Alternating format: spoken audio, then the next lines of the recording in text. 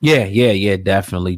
But to kind of just switch gears, say, man, I brought this up to you because I was scrolling on my Instagram today and I seen Choke No Joke. He had posted, from the state of Carolina, the Solicitor Wilson's statement regarding Charlamagne, his case from 2001. Now, he posted this, and I'll put it on the screen for the people watching on YouTube. He put, and this is why the law presumes that y'all boy, referring to Charlamagne the God, is innocent of all dismissed allegations. This letter is from Solicitor Scarlett A. Wilson from the 9th Judicial, court down there in South Carolina. Now, I'm going to go to the letter and read the letter, what happened with the Charlamagne case. It said the state allowed Mr. McElvey to plead guilty to contributing to the delinquency of a minor and agreed to dismiss the remaining charge. The plea was negotiated because the alleged victim in the matter did not cooperate with the prosecutor. Now, essentially, saying, man, Choke No Joke now wants Angela Yee to interview this girl, Jessica Reed, bring her on lip service and whatnot, and do a segment exposing Charlamagne the God.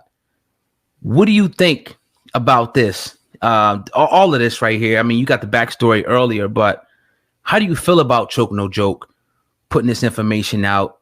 He did do the little documentary with Jessica Reed that we seen it circulated on YouTube. And I'll say it before I let you go, based on what I seen and based at the facts that I gleaned and, the stuff that I read on the case, I don't believe Charlamagne did anything to her. And I think that the evidence showed that. But what's your thoughts? Oh, God, we talked about this last year, man. And we talked about it a lot. When the new allegations came out and you had your various outlets running with the story, we decided to go ahead and run with the story and maybe give it some different perspective that was being broadcasted out there on YouTube. Let's just keep it in that box, right? Because when you showed it to me, you were like, yo, this may get some steam soon. And we were like, all right, yeah, let's do it. And then lo and behold, it got some steam, even to where Charlamagne responded to it on the Breakfast Club. Facts. I say all this because we dissected all of this. We talked about whether it made sense that a black man walked into South Carolina saying that he was being blamed for rape and he wanted to give himself down to the documentary, all of that stuff, right? So I'm not going to go in on Ms. Reed right now. I want to kind of focus my attention on a brother who I feel as though loves content, loves attention, and I think both of them are drying up a little bit. And now he feels the need to create more. Legendary director. So as a legendary director, he knows that content is king and he knows ways and various marketing tools to get people to put eyes on him. And what better way to do that right now than right off the heels of Angela Yee, Gucci Mane, Charlamagne doing the interview, that 1 minute clip coming out about Gucci Mane running his mouth about Angela Yee and Envy. Yeah. We talked about it. Funny as hell. We talked about whether or not we believed it or not, but there was some turmoil between the two co-hosts of the mega show, The Breakfast Club, a show that he was once on, a show that he doesn't like so much now. So it just seems like he's throwing bullets in an area that he feels as though is divisive. But like I told you, and I'll let you go in a second, but I don't mean to hold your airspace. But take your time. When you look at the actual interview between Charlamagne the God and Gucci Mane, a great interview, damn near an hour long. Talk about it. The content that's being spread around and thrown around all over Instagram and stuff to Angela Yee Envy was minute 58 of a 59-minute conversation.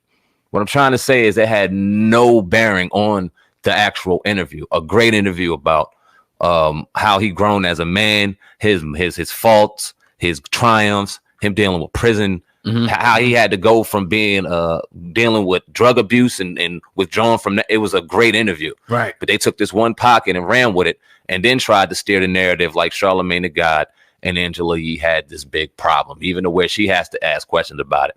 It wasn't that big of a deal, dog.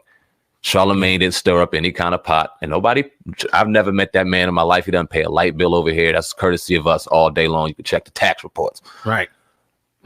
But when you look at it, I think that people like to run and put blame on him, and what better dude to put blame on him than a Choke No Joke, looking for attention, looking for content, and having that little bit of a spark to kind of think that he can throw or be a snake and weave in between there and cause dissension. That's a great word. And it's like, we covered this whole situation, months ago, and you see a guy like Choke No Joke that seems to have some type of a hard on for Charlamagne, like a disgruntled employee. And me personally, man, like I was telling you, like if somebody ever was in our circle, you know what I mean, and 10, 20 years down the line, they want to go in there and start telling everything that happened. That's some rat bitch shit, period. Yeah. I can't sugarcoat that, anymore, to keep running your mouth about these people in hopes that, oh, maybe one day they'll say, my name and whatnot in the third. I just don't respect it. Now, the whole Charlamagne situation, and let me just dispel this rumor. I know Sandman touched on it. We're all independent over here. We don't know Charlamagne. He has no stake in his show. We don't want to be on the Breakfast Club. It'd be nice, but we're not trying to campaign to be on the Breakfast Club. We don't want to be on none of those shows. We built our own Breakfast Club. We built our own ESPN over here.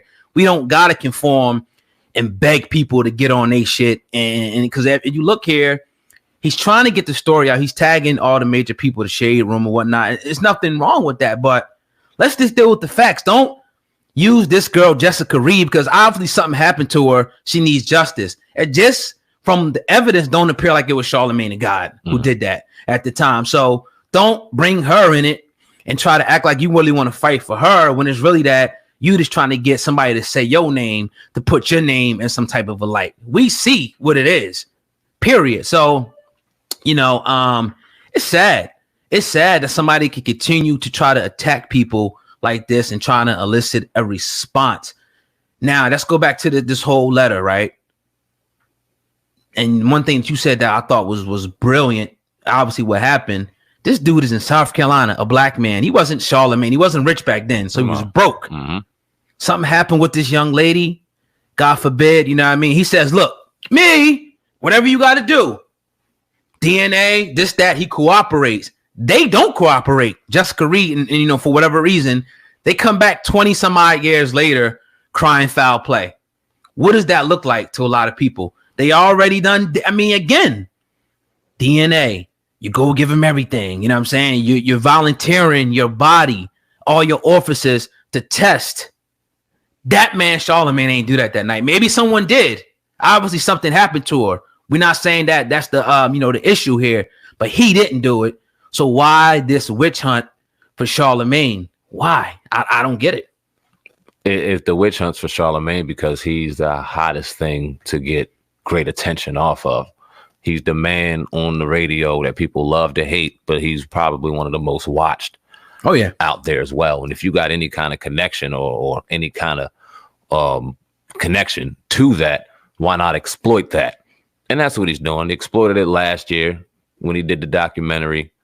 It did what it did. It got its attention, and then the attention went away. He's trying to hash that for what reason other than to get some more attention and to get some kind of fresh content out there that ain't fresh. You got to get more fucking creative, brother. But look at this though, Sandman, though. There's something you alluded to. A dude that comes in and sees that maybe a little kink in the arm of the Breakfast Club. They may be going through a little bit of beef, sticks his head in there and tries to shake things up and say, you know what? Let's take this nigga down, Angela.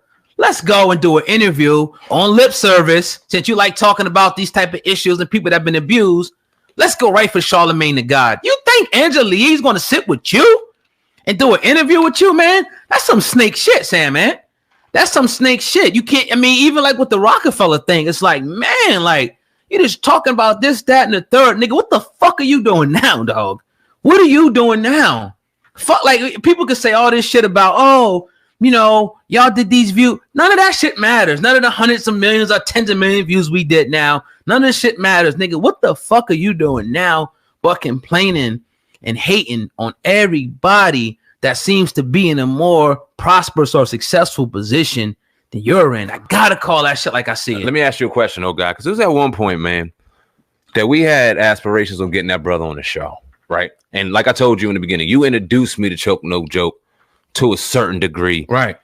On social media, I'll put it that way, and that he was on YouTube and things like that.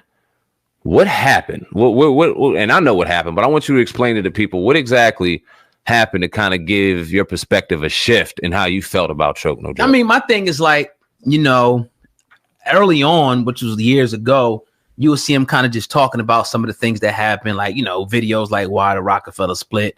He has some of the old, content and footage that he would post. That's cool. But when it started to seem like, I think that it became like an envy or jealousy thing is when I think with that the Charlamagne situation happened. And not to get in, too deep into it, but I guess he was watching some of our content and he left a statement or something there like, oh, these dudes is on the payroll with Charlamagne or this, that, and the third. But we were just dealing with facts. If you're talking about journalism and you talking about, getting the right story out and being a producer and editor and all that, you want to make sure you get everything right and get the facts. That's all we were dealing with. So for him to come on, I think, and throw that little shade at us, cool. Nothing wrong with that.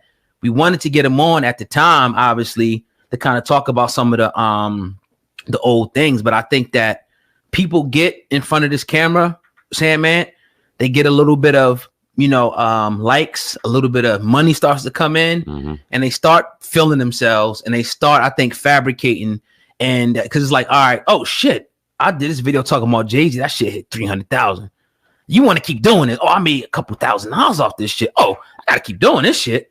I think that's what it really turns into, because I'm pretty sure that if Jay-Z would have hit him up, or even Charlamagne, who was like, yo, boom, boom, boom, he'll go back on his knees, especially for Jay-Z.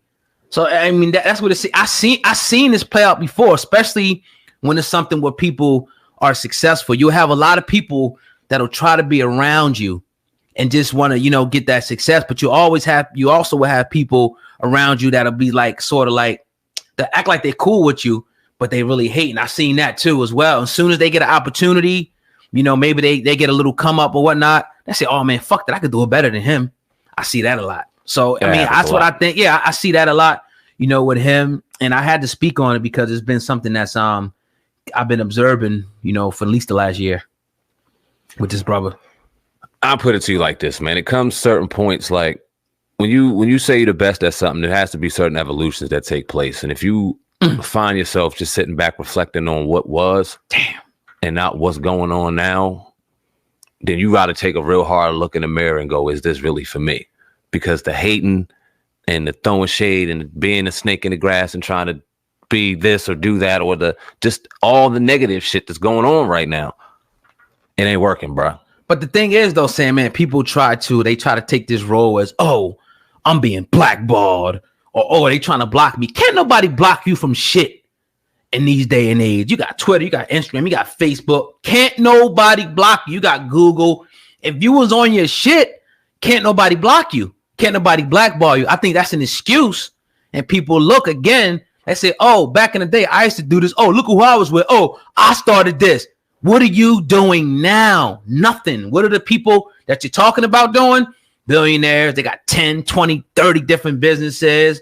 Best podcast in the world right now. Nori, Drink Champs. You know what I mean? People actually, working. And even us. I mean, like, yo, we have dealt with a lot of stuff in our little sojourn here. And we're 100% independent. Period. That's how we want it. So it's just like, I don't know, man. It's a lot of hate. It's a lot of hate out there. And I think there's a lot of people on YouTube like that. It ain't just one guy. He's gonna be really upset when we get a movie out, because that's coming. Man, that's what I was basically getting to. You should have movies out, dog. Like, if you were out here running with the tunnel and running with Jay-Z and running with all this and running with that, and you were the cameraman, a legendary cameraman, why is your legend that you ain't dead? Why you done? You ain't done? Why are you the legend already? Is it done? Is it over? Is that why you're a legend? Like, nah, keep it moving. Right. Would you have him on the show, oh God, now? Yeah. Because he's going to see this and talk shit. Fuck yeah. Anybody, I mean, of course we won't want to. Yeah. Come on. I mean, we ain't running from a confrontation. Let's get on the show.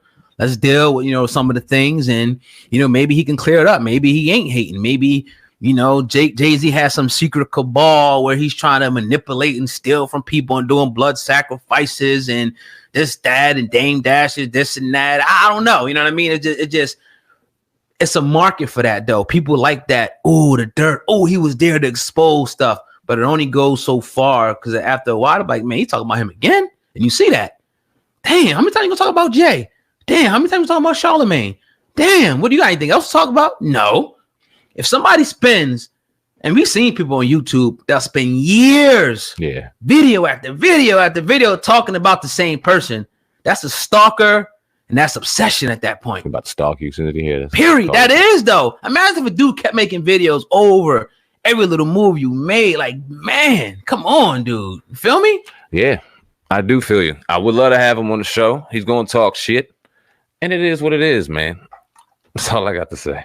And let it be known, definitely reached out on a few occasions before. So I ain't like, oh, you know, this, that, and we're not haters.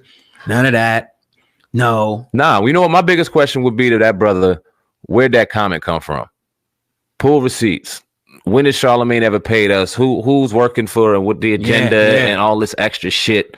When we drive over here in our own whips that we purchased ourselves on these lights and these microphones and these fucking computers and these platforms that we created by ourselves, has millions and millions of doors shut, slammed right in our face. We're talking about the finesses in the world that's finessed us throughout our journey and has never stopped a damn thing we was doing, never complained, never said we was blackballed, never said anybody was stopping or an agenda. We just kept fucking moving, me and his brother right across from me. So I don't understand where a comment like that came from. And it only appears to me that it was from hate. And when I look at your track record, I see nothing but hate and envy because of things you could not accomplish.